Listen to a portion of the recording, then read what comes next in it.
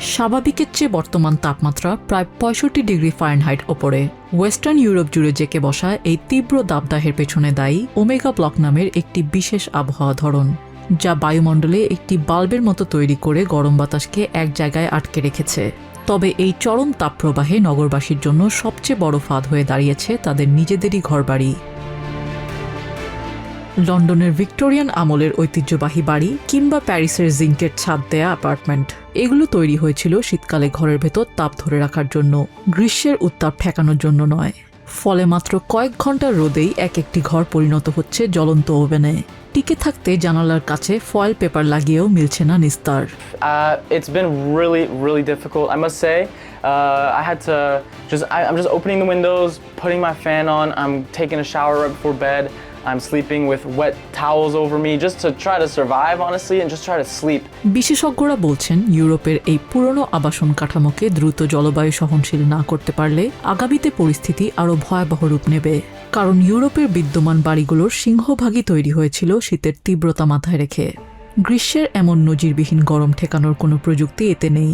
We expect more frequent, longer and more intense heat waves across much of Britain and Northern Europe.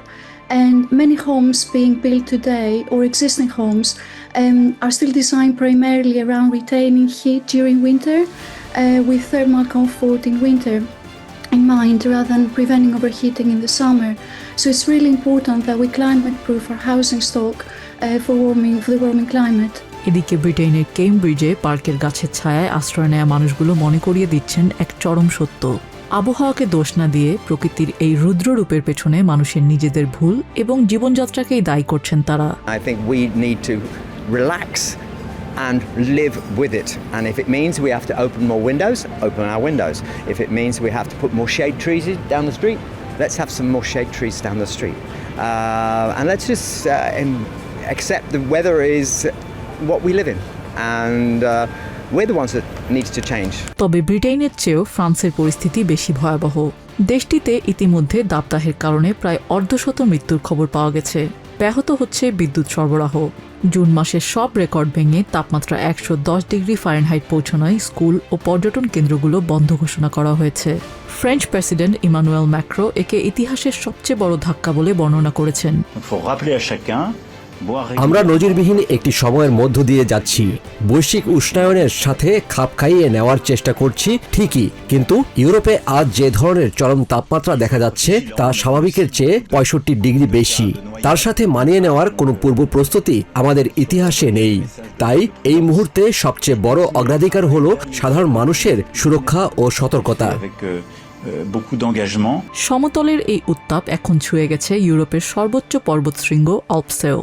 জুনের শেষ ভাগেই এখানকার পরিস্থিতি দাঁড়িয়েছে অগাস্টের চরম গরমের মতো। 4000 মিটারের উচ্চতার ওপরেও তাপমাত্রা হিমাঙ্কের ওপরে থাকায় রাতে বেলাতেও জমাট পাচ্ছে না বরফ। ফলে নরম তুষারের নিচে থাকা ফাটলগুলো উন্মুক্ত হয়ে সৃষ্টি করছে প্রাণঘাতী অবয়ব, যার ফলে পর্বতারোহীরা যেমন ঝুঁকিতে পড়ছেন তেমনি ব্যাহত হচ্ছে উদ্ধার কাজ। জলবায়ু পরিবর্তনের এই দৃশ্যমান ক্ষতচিহ্ন জানান দিচ্ছে ওমেগা ব্লকের এই আগুন সহজে নেবার নয়। নিজিয়া জামি, TBN 24 news desk. New York থেকে সম্প্রচারিত TBN 24 টেলিভিশন বিশ্বজুড়ে বাঙালির কণ্ঠস্বর।